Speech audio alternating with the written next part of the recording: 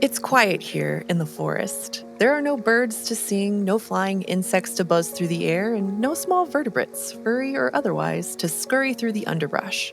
The only sound you hear is the trickle of water from the rivers and streams running through the swampy floodplain that the forest sits on, and the gentle rustle of vegetation caused by the wind. And you're alone, standing in the shadow of a giant. Its thick, woody trunk towers over you, topped with a crown of feathery, frond-like leaves branching off in all directions. And while it kind of resembles a giant fern on a pedestal, it's actually one of the first plants to evolve into something that looks like a tree, swaying gently in the afternoon breeze. These Archaeopteris trees have spread across the world, creating some of the first forests, like the seemingly peaceful one you're standing in right now. But it would be a mistake to think that the silence of this place means that there's nothing to see or nothing that can see you. This is the most dramatic and dynamic time in the history of life on land so far. The oceans of our planet have been full of animals since the Cambrian period, well over 100 million years before this forest took root. But the stars of the Devonian are the plants. At the beginning of this period, all plant life was pretty small and simple, rising just a meter tall at most. By the late Devonian, about 380 million years ago, where you find yourself among the Archaeopteris, they've risen from those humble beginnings to become the largest organisms on land so far. And while these forests are among the first, they're certainly not the last. From this moment on, the world will never be treeless again. The nature of the forest and the trees will change and evolve over time, but their emergence here is a thin botanical thread that ties the Devonian past to our modern present.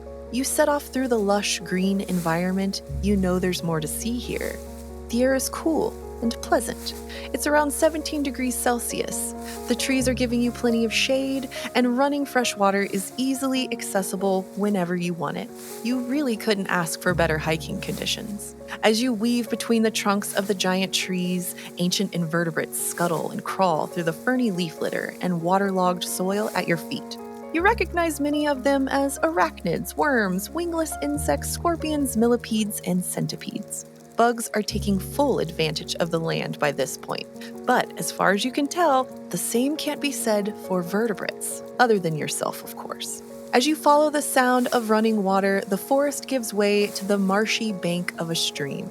You're a little thirsty, so you decide to take a sip, but suddenly you spot something that stops you in your tracks. The shallow water is rippling with movement. The silhouette of something big is swimming through it, nearly 3 meters long and kind of alligator-shaped. You stumble back behind the trunk of the nearest Archaeopteris tree and peer around it, waiting to see what might be living in this ancient stream. To your shock, though, whatever it is isn't just an aquatic creature at all. As the silhouette nudges up against the bank, a glistening triangular head emerges from the water and looks around curiously, blinking as it adjusts to the open air. After a moment of surveying its surroundings, it lifts another part of its body above the waterline, a pair of thick, lobed fins, which it plants firmly on the muddy bank. It flexes these limbs, scooting its entire body out of the water and onto land. This is Tiktaalik, one of the first known vertebrates that can really be called semi-aquatic, able and willing to move from the water to land. It doesn't stay on land for long, though. After a minute or two of flopping across the mudflat, it dips into a neighboring stream, turning those weight-bearing limbs back into fins and paddling away. And watching it do so, you can't help but feel a sense of solidarity and determination. Tiktaalik has figured out how to survive in a dramatically different environment from the one it originally came from, at least temporarily. And if Tiktaalik can do it, why can't you? Hello and welcome to Eons, Surviving Deep Time, a podcast that gives you a human's eye view of what trying to survive in the past might have looked like. I'm Callie Moore, one of the hosts of PBS Eons, a YouTube channel about the history of life on Earth. And I'm here with Hank Green, former original Eons host, to figure out if we would have been dead or thriving during the late Devonian period. Hello, Hank. Hello, Callie. Yay. I'm so happy to be here. I'm happy to have you on for our podcast. This is going to be fun. This is going to be great. Yes. So, are you ready to do some hypothetical time traveling? I am already doing it. I have been transported back. Yes. And am among these giant trees. The or Archaeopteris, the not to be yes, confused with very confusing. Archaeopteryx. Very confusing. I know. They are not feathered flying dinosaurs. No, they are not. They're just giant trees. So, what's one thing you know about the Devonian? I mean, my understanding, and you're going to be mad at me about this, of like the geologic eras is sort of like between dinosaurs and the Cambrian explosion, or between the Cambrian explosion and dinosaurs. It's all kind of a mess. And especially in terms of the names. Like, I've just learned a lot about the Devonian, so I've got that going on for me. Yeah, I don't think I could have told you that there were trees during the Devonian. I thought that was more of a Carboniferous thing. Mm-hmm. And I assume that this is is it directly before the Carboniferous, question mark? Yeah. Yep. Oh, Devonian okay. Carboniferous. Mm-hmm. And then there's something came before that, and I don't think it was the Cambrian, because we by this point have fish. Like, this is like fish time. This is Age of Fishes. Yes. Fish. Yes. Fish is the bonanza of fish right now. Yeah. Yes, they're going. I will say that we continue to be in the Age of Fishes. It's a water world. We're just living in it. Right. We just are the weird ones that are all dried out and we're just land. Like big dry land fish. We are big dry land fish. That's great. But it's kind of gross. It is a little gross. Yeah. I mean, we're like modified houseplants and big dry land fish. Yeah. Yep. Mm-hmm. Oh, yes. The one thing I can tell, I do have one Devonian fact, which is that it is named after the town of Devon, which, because I always look to the name to try and remember things, but it's not helpful at all. No. It's like, well, we found rocks in Devon that are from this period, so we'll name the entire period after Devon. Devon. Feels like I'm mad at people from Devon or named Devon, but I'm not. It's just, come on.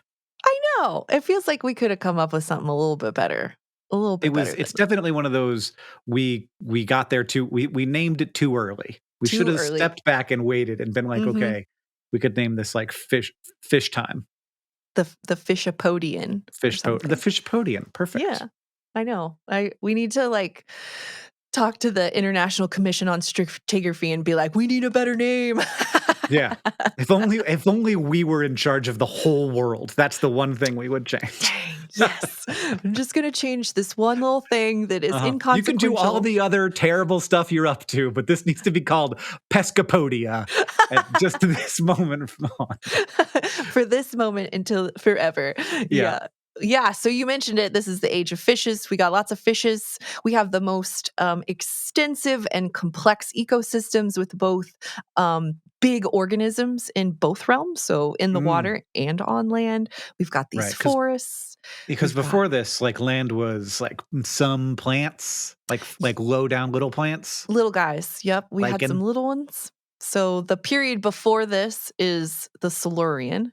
Oh, yeah. And named after Colonel Silur, who discovered it. I don't know what the Silurian is named after. I learned all of this 20 years ago, but other things have pushed that knowledge out of the brain bank. I've lost it. Oh, named for a Welsh tribe. Oh. It's all very British. So before this, in the Silurian, we had little short guys, and even into the early Devonian, little bitty things. And then the rise of oxygen, some climate change was like the perfect recipe, and the trees took off. Yeah. And that increasing oxygen concentration was also maybe some animals can live on land now. Mm-hmm. Yes, exactly. Yeah. So we get our first vertebrate visitors to land. Yeah. Some kind, what you told Tiktaalik, whatever that. Yeah. Tiktaalik. Yeah, there's probably other fishopods other than Tiktaalik, but Tiktaalik is definitely the most famous of them all because it was the first one found. I mean, this is a long time ago, so fossils aren't everywhere. No. And these ones were found in Ellesmere Island off the Arctic coast, so it's also not the easiest place to find them either. Because the Earth has changed shape quite a lot since then. Quite a lot. A lot. And we also have the most extensive reef ecosystems, in the planet's history. The reef systems are massive at this time. Cool. Very cool. So we're even what we've got now is good, and we're having less all of the time, but it was never anything compared to the Devonian reefs. No. Even all of our modern reefs, they don't hold a candle. I could have told you that corals were that old. Yeah. And older than that. Like, obviously, Cnidarians. Cnidarians are some of the first. They're old. They're pioneers. Not as quite as pioneering as the sponges, but pretty close.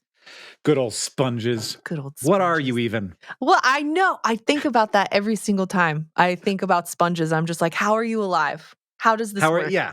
How does people are like, no, they're animals. And I'm like, go away. But are they though? Get off my lawn. I don't know. Are they living rocks? I think they're living rocks. Yeah, we're all kind of living rocks. We have living rocks inside of us. We do. Well, but this is the thing. Geology and biology are so interconnected. Like we're just like, we're made up of all the solid stuff of the earth and also some of the gaseous and liquid stuff. But like, oh yeah. I know. We're just walking planet. Yeah. That's great. Make that your book title. You're a walking planet. But otherwise, it's pretty nice. And partly, maybe a part of the reason why we have these amazing forests and vertebrates going on to land and things like that is because the temperatures of this time are pretty mild and consistent. Nice. So like consistent and mild. That's what we like. That's what's good for evolution. Consistent and mild. Consistent and mild. Yeah. So only around like 18 degrees Celsius. So that'd be about mid 60s, which is like. That's my favorite temperature. Yes. Agreed. 100%. Yeah. 100%. So that's a little colder than average temperatures today. Yeah. Just a little bit. So it's not bad. Okay. Not bad. Why was it colder? Was there less CO2 in the atmosphere? A little bit less CO2, but we got good oxygen levels. They continue to rise throughout this whole time, but we're about 15 to 20% oxygen. We're at 21% oxygen today. 20% oxygen I will accept. 15% I don't think I will be okay. I mean, that's like Aspen, Colorado, though. No, it's not. I don't think so. I think 15% is like straight into danger zone. No. Aspen. Okay, you've done the math. What do I know? So it would be like being at high elevation, though. So if you get altitude sickness, there's nowhere for you to go because there's no more oxygen. Right. But then maybe you would adapt. Let's just assume that we'll adapt. We're gonna adapt. We'll be fine. We'll be fine. Because I feel like we're gonna be fine. Like I if I had to, this seems like a good time in terms of like being able to acquire food and not becoming food. Right. Because you know, scorpions freaking me out. Like, did they know how to sting by then? Would their venom even work on me? I don't know. Because the scorpion venom designed to hurt other insects primarily, and it just happens to hurt us? Probably. You don't know. That's a weird question. Yeah. No, I got a thumbs up. Got a thumbs up. Yes. Yeah. It just happens to affect us too. But that's a really good point, though. So we've got some categories here of some main priorities of our time travel. We're going to go through all of them, but we've got food and water, weather, climate, and environmental hazards, animal hazards, and geological hazards, and the extinction event, which we'll touch on. But I don't think I'm going to make it through any of the extinction events, but well, luckily you're not going to have to make it through the end Devonian. We're just going to see it in the distance here. But which one of those categories is like your first priority or concern for the Devonian? I mean, I think that my first priority is atmosphere. So if you're telling me that I can survive in 15% oxygen, I believe you. If you're telling me 20% later on, I'm like, that's great. I'm super into it. Then, because like breathing is number one, we can't go for that's it. Mm-hmm. You hit me at some time period where the atmosphere has no oxygen in it, and it's 20,000 parts per million CO2. I don't think I'm going to be okay. Yeah, the Cambrian's going to be tough. Cambrian's going to be tough. It's going to be a tough one. Yeah. All right. Okay, so the water, climate, environmental hazards. Okay. Yeah, no, I think that, and then from there it's water, and then it's food. Like those are your three primaries that you need to get squared away immediately. Right. And then shelter, I guess, probably concurrently with food. Cool. All right. Well, let's think about the weather and the climate and environmental hazards first. So we've got the sun, but luckily we're in a forest. So, like, Shade. my pastiness isn't going to burst into flames immediately in the Devonian, which is great. Super good. Being on land without any shade, you're right. That is a danger. The sun is a big problem. Big problem. But yes, I love forests. These trees seem to be very happy and big. I Googled them while you were talking, and they seem great. Yes. They just look like trees. Yeah, they do. Almost kind of like a little like pine tree on top almost. Well, some of the reconstructions is more piney. Some of them are a little bit more ferny at the top. Yeah. But yeah, they're huge too. Some of them at least 10 meters, if not more. So we've got shade. Also, there's plenty of mud. So if we do have to go into the sun, we can put some mud screen on. Great. Yeah. We've already discussed the weather is pretty nice. It's in the 60s. It's going to be I love it. Chef's kiss. Yes. Going for jogs. And you mentioned shelter, but there's plenty of trees. So we can make little I could build something out of a bunch of Devonian fern things. Yeah. That's a good one. Just build a little lean-to. With wood and higher oxygen levels, we are going to have to worry about wildfires. Yeah. But I have to worry about wildfires now. True story. Yeah. Was this one of those periods where they were just planet-spanning wildfires sometimes? I don't think they were that big, like in the Carboniferous when we had 30-some% oxygen where everything lit on fire all the time. But we do have fossil charcoal and some chemical biomarkers that suggest that wildfires are becoming more common and widespread during this time period. So we'd want to, keep our noses aware of any kind of smoke and maybe retreat to marshy floodplains and whatnot. You want to just be on the coast. Everybody wants to be on the coast anyway. And I bet there's going to be a bunch of crabs or something. I don't know. Not crabs, but crab things. Horseshoe crabs. Horseshoe crabs. Yeah, definitely. Horseshoe crabs. Horseshoe crabs are always and forever I have around. No idea how to eat a horseshoe crab, but I bet there's food in there. There is. There's not a lot. Most people eat the eggs. The eggs are the delicacy because there's not a lot of meat on a horseshoe crab. But the eggs, I guess, are good. Okay. I don't know. Push comes to shove, I guess. And fishing. There's fish. And the fish don't even know about people. So they'd probably be like, what are you? And I'd be like, I am your destiny. You belong in my belly now. All right. So really, there's not a whole lot to worry about with the weather and the climate and environmental hazards as long as we watch out for wildfires. But foods, yes, foods and water, definitely two very important things. But like you mentioned, we got fish all over the place. We could totally maybe make a fishing rod out of an Archaeopteris branch and some shoestring or something. And because I got my shoes. Yeah. I don't know. I think we could probably figure out some woven fiber situation. Yeah. I think I just need a club, honestly. It's nice when they don't know what people are. Exactly. And especially if they're just coming up out of the water and lounging kind of in that bank area. You just walk up and yeah. Just find a little tidal flat area. There's going to be all kinds of weird stuff. Wouldn't it be amazing to just eat? You're suddenly in the Devonian and you're like, oh my God, I'm the first human to see this thing. And then a week later, you're like, I've seen 800 of them and now they're all I eat. And I'm so tired of them. I don't want to eat any more fish I just keep eating squishy things from tide pools and I'm done with it. Done. I'm over it. I'm over these fishopods. Also, they're your ancestors too. So I don't know how you feel about that. Oh, either. I eat my relatives all the time. Thank you very much. What? You're eating primates? What? No, they're all my ancestors. True, I guess. Chickens are my relatives. 3 times removed or something like that. Yeah, we're all connected. We're all connected. We were all fish at one time. Exactly. Yeah. I guess that's right. The fishopods would definitely be the easiest to get because they're not going to run away from you. Yeah. You talking about fishopods like Tiktaalik? Uh-huh.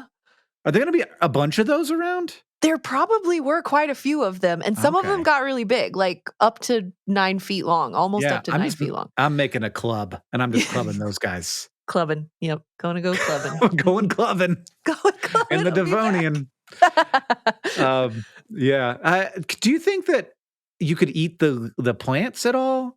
Because you're going to have fiber too. I'm big on fiber. There are a lot of fern-like plants, and we know, like, people eat fiddlehead ferns. You do have to kind of cook them kind of a little specifically to make sure that there aren't any toxins. But there's no vertebrate herbivores yet, so we couldn't just like follow behind one and be like, "What are you eating?" Okay, but also maybe there would be like the plants would have evolved fewer strategies for not getting eaten. Could be. Because there's no vertebrate herbivores yet. You can just try a little bit and wait. Try a little bit more. That's kind of the trick. Yeah. But there wouldn't be. Are there flowering plants yet? Would there be fruits at all? No. Okay. No fruits. I guess that makes sense because there's nothing to eat the fruits. Why would they make fruits? Yeah, and no real like pines or cones, like pine nuts or anything like that yet. So what is the seed of an Archaeopteris?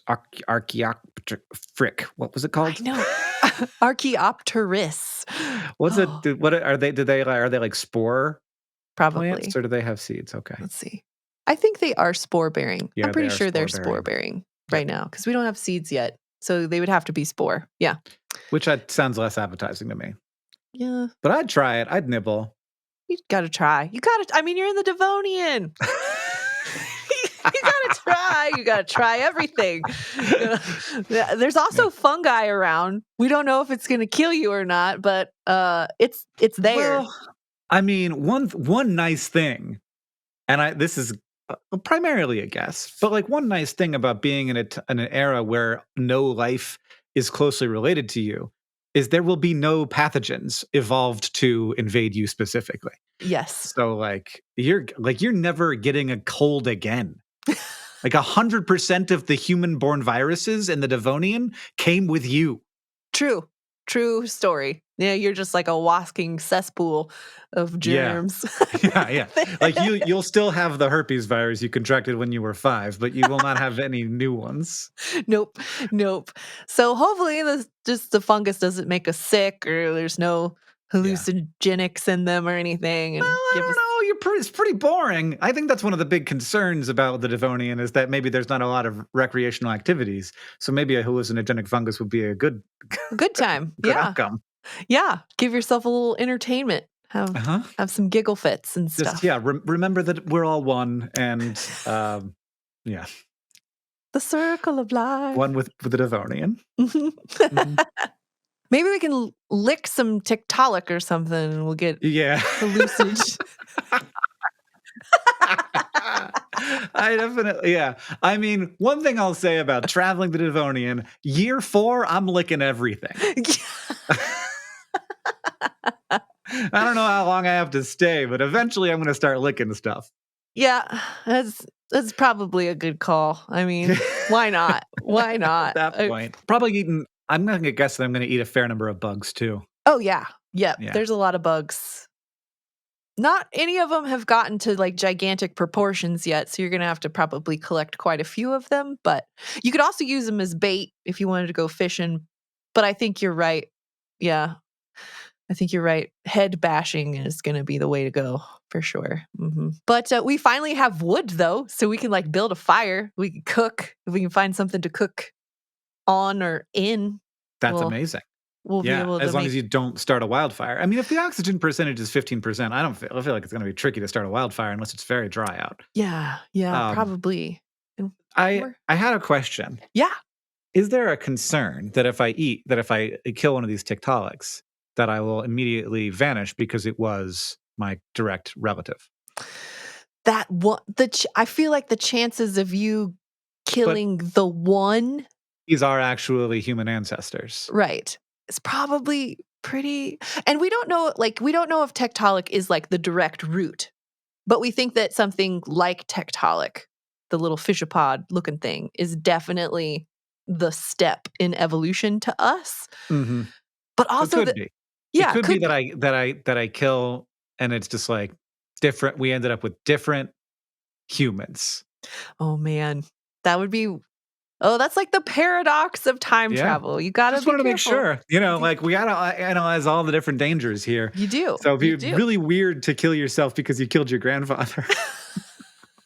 Grandfather, like you're like, the oxygen's good, the weather's great, there's shade, there's plenty of food. Look at all these things, and you grandfather paradox yourself. That'd be weird. That would be a total bummer because this is turning out to be a pretty chill time to go back to. I bet we got a good one as compared to some other ones you've done. Yeah, yes. Some of the stories are probably pretty short. It's like, well, there's nothing on land. It's baking sun and only carbon dioxide in the atmosphere. Yeah, like I said, the Your Cambrian blood is now acid. The Cambrian is one of the roughest because there's barely any oxygen. There's no food. We're gonna eat like microbial mats. Like it's yeah. But yes, the Devonian is looking pretty good. But are you nearsighted or farsighted? Oh, at this point, both. Oh, it's great. What wonderful. A world to live in. But yeah, I'm primarily the one where you can't see far away, nearsighted. Well, if you've got like bifocals yet, we might be able to use them to start a fire. But you have to use like the magnifying version, not Yeah, I don't have those yet, but I'm close. Hopefully I had my camera on me. And in that case, I got the zoom lens and that can totally do it. All right, we got to cook, we got foods, and we have water too, because there's like running water everywhere and it's fresh water. So just like don't drink from the stagnant pools and we'll probably be pretty good there. It did occur to me that I said that there were no pathogens, but there's probably parasites that would just as easily infect me as a Tiktaalik. Like the parasites are often like, meat's meat, man. Yeah, we may come back with worms, but whatevs.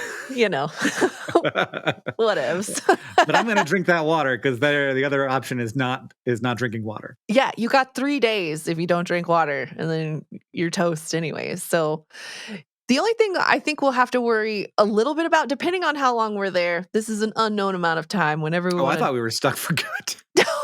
This is a visit. This is dipping our toes in. Whenever it gets uncomfortable, we can just hop back into the time machine and take off. But vitamin C, like we're... Oh, interesting. Yeah, that's going to be... We don't want to get scurvy or anything, but there's really not a lot with vitamin C in it at this point. But it takes like 8 to 12 weeks to get scurvy. So hopefully... That's fascinating. When did vitamin C evolve? Like, there's not... Why is it necessary later and not earlier? It shows up, it seems like it shows up mostly once we get angiosperms and pine trees, and we don't have those yet. So there could be unknown sources of vitamin C out there in the Devonian. We just don't know about it. That is a very weird problem to have. Yeah, we don't make our own, so we have to get it from our environment, but we're in an environment that doesn't seem to have any vitamin C yet. I feel like if I was stuck in the Devonian and I started getting scurvy, it would take me forever to figure it out. I'd be like, why are my teeth loose? What's going on? Yeah, I mean, I don't think about pirate diseases very often in my day-to-day life. Yeah, I'd be like, oh my God, I need an orange in this orangeless world. Oh, man. And then I'd really start licking stuff. Yep. Like anything, make it better. Keep my teeth in my face. So we're actually looking pretty good on the food and water home front. We got water. We got fires to build. We got to look out for vitamin C, but it turns out there's like a whole bunch of vitamin C in fish eggs, and there's a lot of fish. So we're just gonna I don't know if those fish have vitamin C fish eggs. If we're gonna lick everything, we're gonna eat. We'll find some. I am still worried about scurvy, but we'll cross that road when we come to it. Yeah. Yes. I don't want my teeth to fall out. Oh my God. But we have mentioned, though, Tiktaalik gets pretty big. So there are some animal hazards we do have to worry about, like things in the water. And Tiktaalik also has like a bunch of teeth because it was both. Yeah, what are those for? Why is it going up on land? Is it going to like bite bugs? It could be. We think that there were other things bigger than Tiktaalik also. So like Tiktaalik was a predator of things smaller, but also prey for things bigger. So I'm sure it was like dual but purpose. We don't know what the things bigger were, or are they just like fish? It could be other Tiktaaliks. It could be like Tiktaaliks didn't come out of the egg 9 meters long. So there were probably there's little guys. 9 meters? It's 9 feet. Sorry. Sorry. I mean, still. But still, that would be very big. But no, I got my metrics and my standards crossed there. Okay. I was like, what? No, 9 feet. Whale frogs here. No, 9 feet long. Still very big. Still worryingly big. Still worryingly big. Not the kind of big that I would want to be like, oh, I'm just going to not pay attention to that. Yeah, I'm going to mess with the smaller ones. I'm going to go with the small ones. I'll eat the babies. The little guys. Definitely the little guys. But if we are living on the coast, if we're hanging out on the beach or whatever, near any marine water, we also have the most famous of all fishes, I think, personally, other than like the Meg, Dunkleosteus. Oh, so I don't know if that's the most famous of all the fishes, but I do love them. At least in my world, they are. I love Dunkleosteus. They're just, we actually don't know how big Dunkleosteus was because we only have that head shield of it, really. It's like the front part. And so depending on what group of fish you use to extrapolate body size, you get very different answers. Right. So at first we thought it was somewhere between 16 and 32 feet long. Woof. Which is large, very large. But they got scary teeth too. And they're kind of teeth, but they're more of the armored plating that comes together and self-sharpens. Which is awesome. That's still terrifying. So, yeah. And they had, I'm pretty sure, at least I tell the kids on my tour, so hopefully I'm not giving them false information, but I'm pretty sure that Dunkleosteus could open its mouth faster than like anything ever. And it opened it so fast that it created like suction as it opened its mouth. And so it like sucked its food in through its bite and then bit it into small pieces from there. But anyways, a 2023 paper shrunk it down to like 11 to 13 feet long. Still big. So still big, still terrifying, still able to eat half your body in one go. So stay out of the water is what you're telling me. Stay out of marine water for sure. And be very, very careful if you're in freshwater. Because things have teeth. Because also, we do have sharks, obviously. We got sharks, lots of sharks. Always been sharks. And some of them can get pretty big. But there is a lot. And there's also sharks in freshwater, too. Okay. So they're all over the place. Yay. Yay for sharks. Yeah, I mean, why not? Right. Why not figure that out? You got millions of years to figure out how to get to fresh water. It's just water with different amount of salt in it. Exactly. That's fine. Yeah. So we've obviously age of fishes. We got lots of fishes. We got lots of sharks. We got armored things, even the small ones. This is great because like the scariest things are all water based. Yes. And like I'm going to want to stay close to the water for fires. But I got to stay far away from fire and like to switch it up. If there's a fire, I can take the risk. And I'll bring my big club with me. Right. Exactly. Yeah. It's not too bad. The other thing we have to worry about on land, and I think you did mention this earlier with the scorpions, is the terrestrial arthropods. Yeah. Yeah. So which I have to worry about now. Yeah. I mean, and the smaller the worse they are, right? With the scorpions, like the littler. Yeah. I mean, here's the thing. We don't know. We don't know how dangerous these scorpions are going to be. You want to avoid getting stung. You don't have immediate medical action you can take. We don't have antivenoms for Devonian insects. And even if they didn't kill you, it would probably hurt.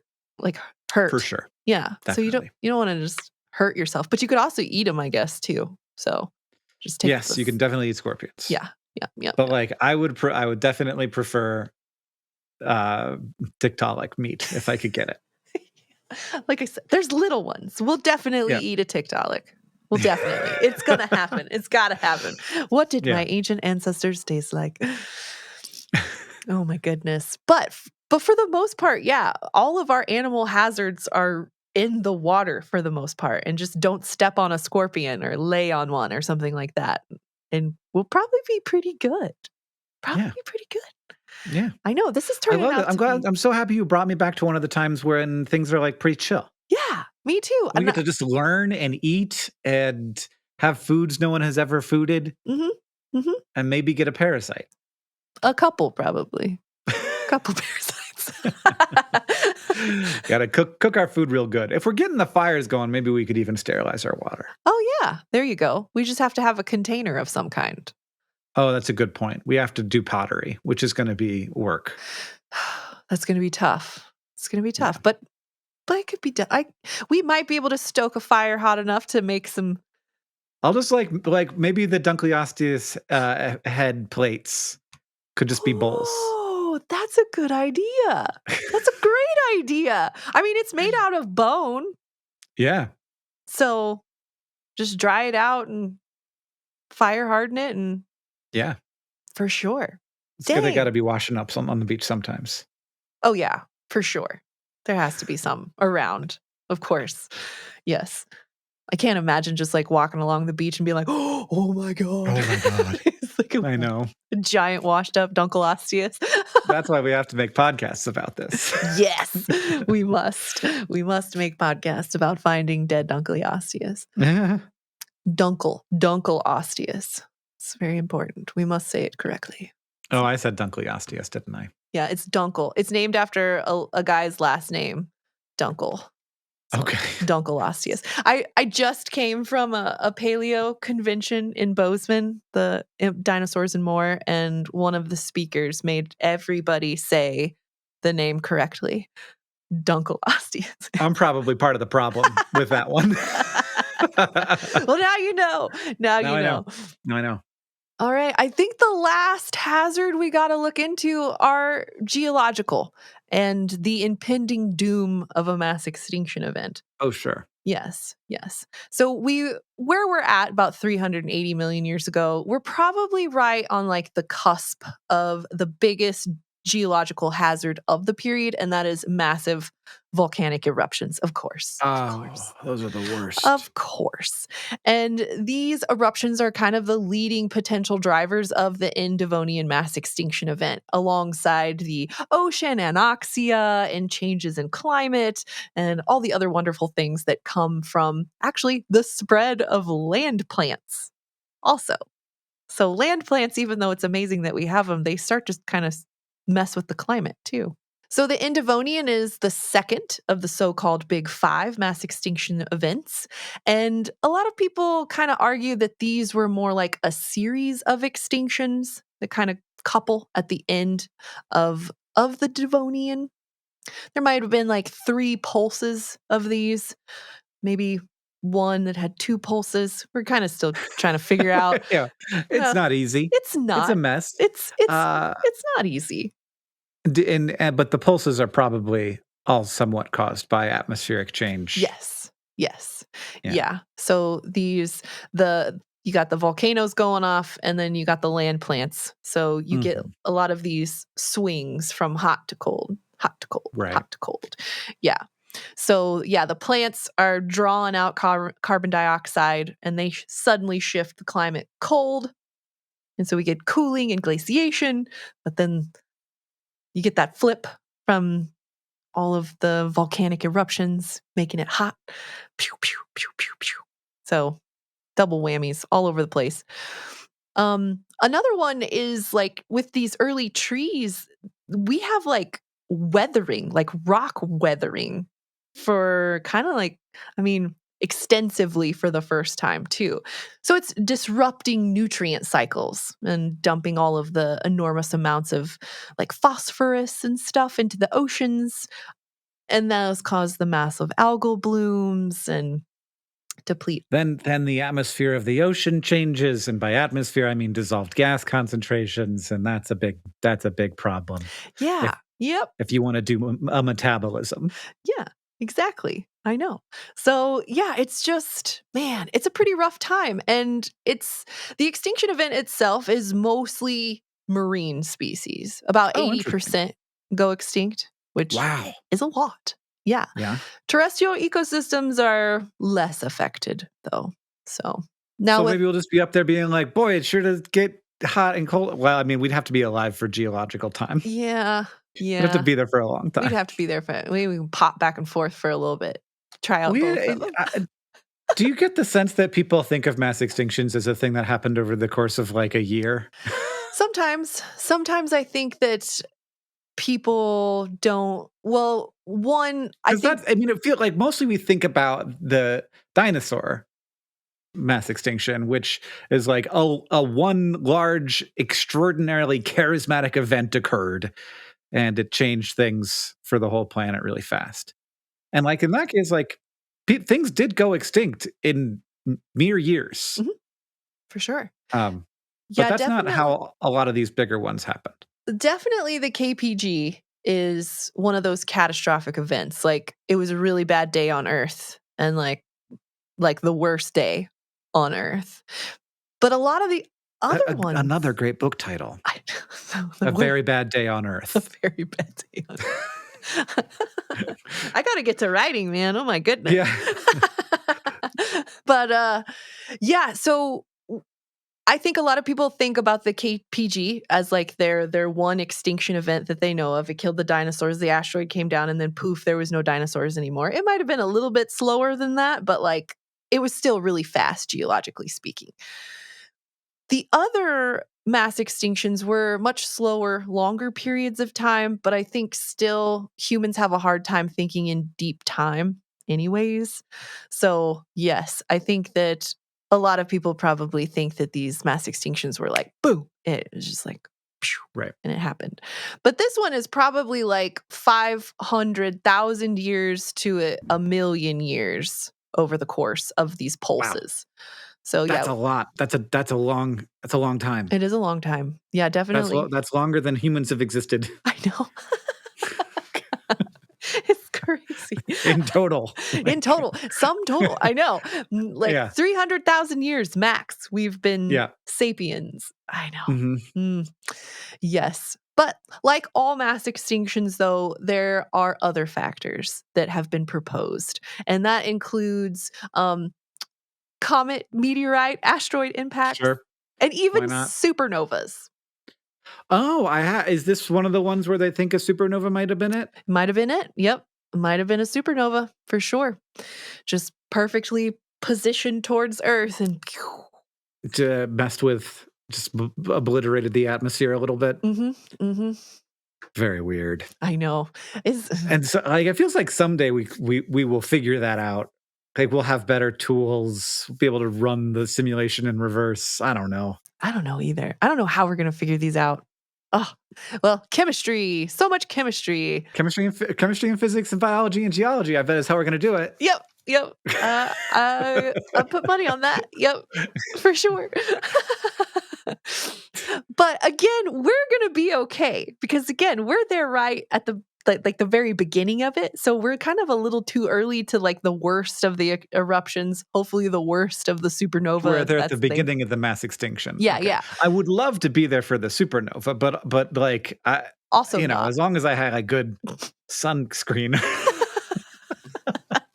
I don't know how ionizing that radiation is, so maybe I don't want to be there for the supernova. I'd love to have a camera there for the supernova. Yes. Yeah, to see that. It's like a trail cam. Blinding light all of a sudden in the sky brighter than the sun all of a sudden. Yeah. Yeah.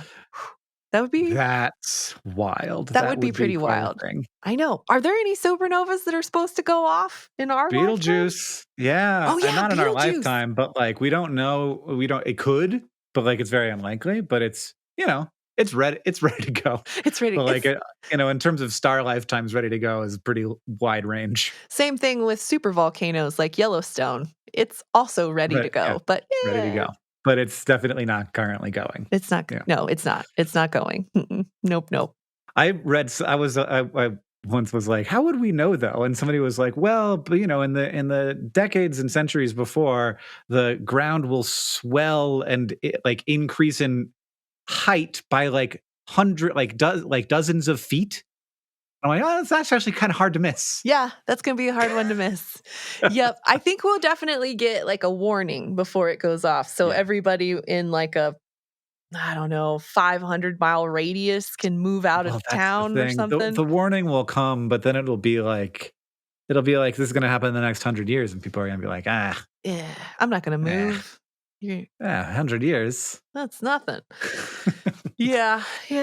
But Missoula, where we are located right now, is right on the edge of the kill zone. So if we don't get a warning, it's real iffy for us here in Missoula. Yeah, well, look, everybody's going to have a bad time. Yeah, no, if the super volcano goes. The 11.5 million year eruption from that hot spot. And at that time, it was in southwestern Idaho, covered Nebraska in like 6 feet of ash. That's too much. That is too much. It was too much for a lot of stuff. Oh, man. And now we have a great layer of preserved fossils. Yes, we do. 6 feet of ash. We have a wonderful fossil bed from that eruption. We do. Ashfall fossil beds. Love that place. Yes. So, I mean, geologic hazards are also pretty low. Which is great. Which is cool. Yeah. There might be one from space, like one space laser based hazard, but like let's just not be there that day. Yeah, for sure. As soon as we see the bright light, we hightail Get back in the time machine. I think that as soon as you see the bright light, the damage is already done. But I don't know. Yeah, I guess if you can see the light, it's that's the light is the radiation. It is the thing. It is the thing. Yeah. Okay. Yeah. Well, we might not be able to outrun a supernova, but no. But you get to see it. That's huge. It's huge. Yeah. We'd be the only ones. And then you could probably tell no one. Nope. There's Callie was here with supernova and scribble it into a rock and hope for the best. Somebody finds it 380 million years later. Just like scribble it into a Dunkleosteus skull. Bury I heard that these fossilize well. Please. Oh. Godspeed, Dunkleosteus skull. Yeah. Oh boy. All right. So yeah, not a whole lot. Maybe some eruptions. We got to watch out for some ash. But really, we're there before the mass extinction event. We got a pretty good time of it. I think. Nice. I think we're gonna be okay. So, how do you feel about your chances now that we've talked about the late Devonian? I feel great. I feel like it's gonna be a very good time. Yeah. Like I feel like I'm gonna be a little lightheaded if it's early Devonian. But like later is going to be more interesting anyway. So we should probably just do that. Yeah, for sure. What's one item you would take back to the Devonian with you? Probably just like a bunch of Hot Pockets to tide me over in the space between before we really sort of figured things out. A water filter. Like I don't like the idea of getting worms. No. I don't either. Matches. All the boring answers. Honestly, I probably would want my phone just so that I could, and ideally a way to charge it so that I could make some video blogs. Hey, look where I am. Yeah. You're not going to believe this. I'm in the late Devonian. Look, ultimately, I'm just trying to get views here.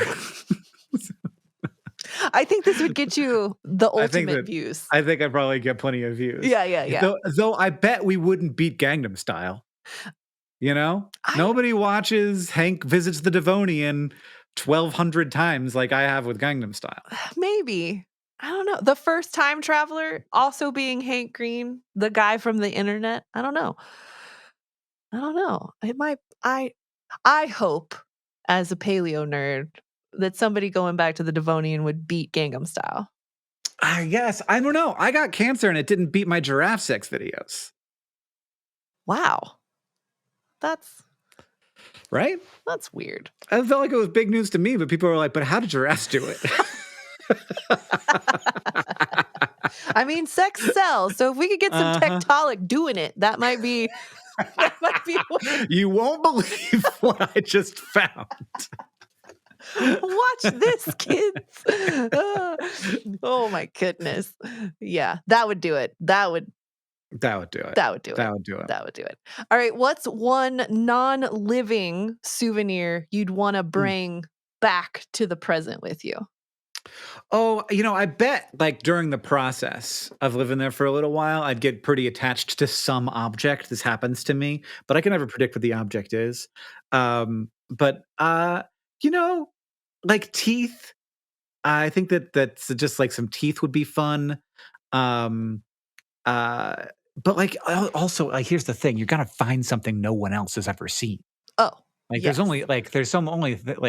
we don't get everything in the fossil record. So what I'd bring back is something we don't know exists. Ooh, that's a good one. That's good.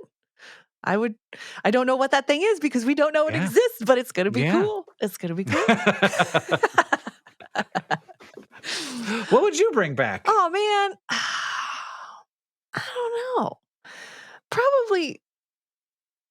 Probably like a Dunkelosseous something, but like maybe like, if we could find one that was dried up. So it's non-living. It's just like skin over body, basically. You want that whole all dried up. Thing. So I can be like, look, here's how big it was. Yeah. This is it. This is the whole thing. I'd also want to bring back like the knife I made. Yeah. Yeah. Just remember the time when I was an adventurer. Just slaying beasts and cooking them over a hot fire. This is my boomstick. Yes, that. Yeah, I'd probably make like jewelry and stuff and like weave myself a hat and I'd take all of my gear back with me. Yeah. And then the living thing I would take is whatever I licked that made me the most high. We need to package this. We got to reproduce this. We got to sell it. There's some science to do here, you guys. Yep. Yeah. I'm sure if you licked everything, you'd at least find one good one. It's a diverse time. It is. We don't know everything. Yeah. Oh, man. Well, I think you'd be a great companion to go back to the Devonian with. I'd have a great time. Yeah. Likewise. Thanks so much for coming on and going on our hypothetical time travel. I wouldn't want to go with anyone else. Oh, well, thanks. Well, we survived. I think we're going to survive just fine. We survived. Yeah. Cool. All right. Well, thanks so much, Hank. Oh, thank you for going on this journey with me. Yeah. Well, that sounded like microcosms right there. I know. I can't stop.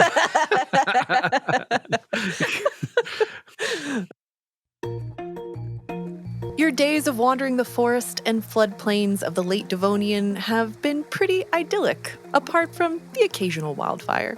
As a terrestrial animal yourself, it's been exciting to see land begin to blossom with life after being relatively desolate for billions of years. And the terrestrial ecosystems of this period have been the most welcoming of any you've visited on your deep time adventures so far. Green, lush, and predator-free. But the success of life on land may have come at the expense of life in the oceans. As trees like Archaeopteris spread across the world, they forever altered the way the planet's atmospheric and geochemical cycles worked. By sucking enormous amounts of CO2 out of the air and flooding the seas with nutrients extracted by their roots, the rise of forest ecosystems was catastrophic for the marine realm. A few million years after your departure, temperatures suddenly dropped and blooms of algae smothered the oceans. These changes, along with other potential disruptions, including a burst of volcanic activity, were enough to wipe out more than 80% of marine species. But luckily for us, the Tiktaalik-like ancestors of you and I survived. These land fish that got their start here in the late Devonian would go on to dominate animal life on land for hundreds of millions of years into the future. All amphibians, reptiles, birds, and mammals descended from these adventurous fish who crawled out of the water, took a look around at the Devonian landscape, and decided that it felt like home.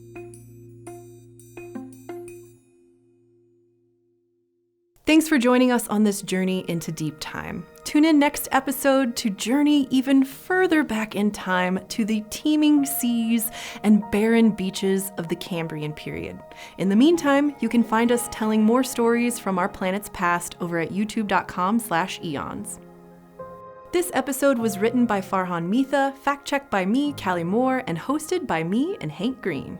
It was edited by Chris Ankiko, and our sound design and mix was by Callie Dishman. The show is produced by Sarah Suda, our script editor is Dr. Paige Madison, and our editorial director is Dr. Darcy Shapiro.